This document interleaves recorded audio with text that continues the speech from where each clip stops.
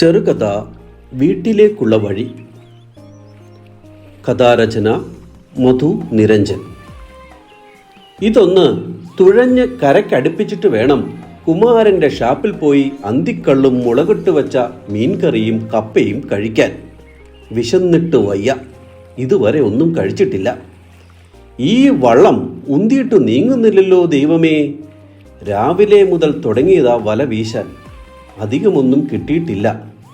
ഇപ്പോൾ പുഴയിൽ പഴയതുപോലെ മീനുകളൊന്നുമില്ല. പഴയ കടം തീർക്കാത്തതുകൊണ്ട് കുമാരൻ കള്ളു തരുമോ അറിയില്ല. ചോദിച്ചു നോക്കാം. വള്ളം കരയിലടുപ്പിച്ച് ഭാസ്കരൻ അന്തിച്ചോപ്പ് വീണ ചിറയിലൂടെ വലിച്ചു നടന്നു. കായലിനപ്പുറം സൂര്യൻ മുങ്ങിത്താഴുന്നു. സൂര്യരശ്മികൾ കായലിലെ ഓളപ്പരപ്പിൽ വീണ് സ്വർണം പോലെ തിളങ്ങുന്നു. അകലേന്ന് നോക്കിയാൽ സ്വർണ്ണൽ പരൽമീനുകളെ പോലെ തോന്നും. അടുത്ത് ചെല്ലുമ്പോഴാണ് കാര്യമറിയുക. അതും അങ്ങനെയാണല്ലോ, മിന്നുന്നതെല്ലാം പൊന്നല്ല. ദൂരെ കായലിൽ വഞ്ചിക്കാർ നീട്ടിപ്പാടുന്നു. ഓഹോ ഓഹോ.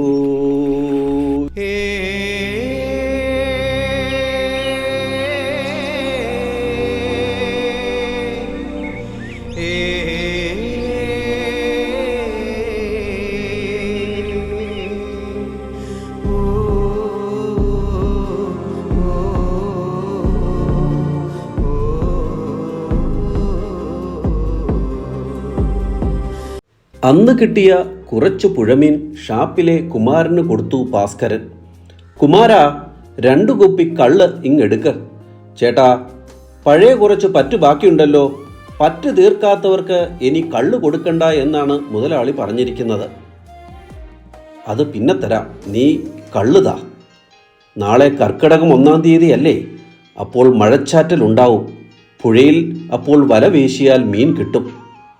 അപ്പോൾ കുറച്ച് കടം വീട്ടാൻ പറ്റും. എന്തായാലും ഇന്ന് എനിക്ക് കള്ളുതാ. ഷാപ്പിന് പുറത്ത് ഭ്രാന്തി നാണിത്തള്ള ആരെയോ ചീത്ത വിളിക്കുന്നു.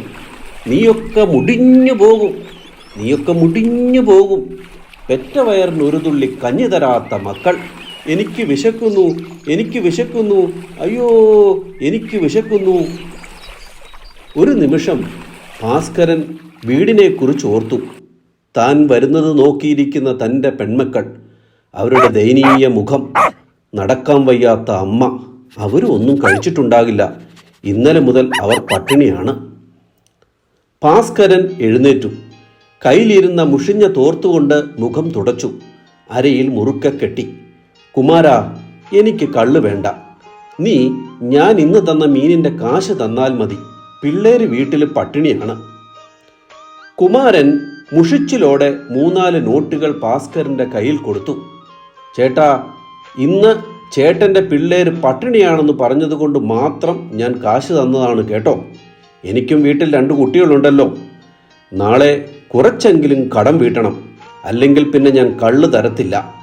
കടം കണ്ടമാനം കൊടുക്കുന്നു എന്ന് പറഞ്ഞ് മുതലാളി ഭയങ്കര ദേഷ്യത്തിലാണ്. ഞാനെന്ത് ചെയ്യാനാണ് ചേട്ടാ? ഭാസ്കരൻ ദയനീയതയോടെ കുമാരനെ നോക്കി. ശരിയടാ. കയ്യിൽ കിട്ടിയ മുഷിഞ്ഞ നോട്ടുകൾ കൈലിമുണ്ടിൻ്റെ കോന്തലിയിൽ തിരികെ വയൽ വരമ്പിലൂടെ ഭാസ്കരൻ വേഗത്തിൽ വീട്ടിലേക്ക് നടന്നു. അകലെ ദൂരെ എവിടെയോ ആരോ പാടുന്നു നാടൻ പാട്ടിൻ്റെ ശീലികൾ. ഈ കഥയിൽ മനുഷ്യർ മനസ്സിലാക്കേണ്ട കുറേ കാര്യങ്ങളുണ്ട്. കഥാരചന മധു നിരഞ്ജൻ. വീട്ടിലേക്കുള്ള വഴി എല്ലാവർക്കും ഇഷ്ടപ്പെട്ടുവെന്ന് വിചാരിക്കുന്നു. കഥ കേട്ട എല്ലാവർക്കും നന്ദി, നമസ്കാരം. Thank you.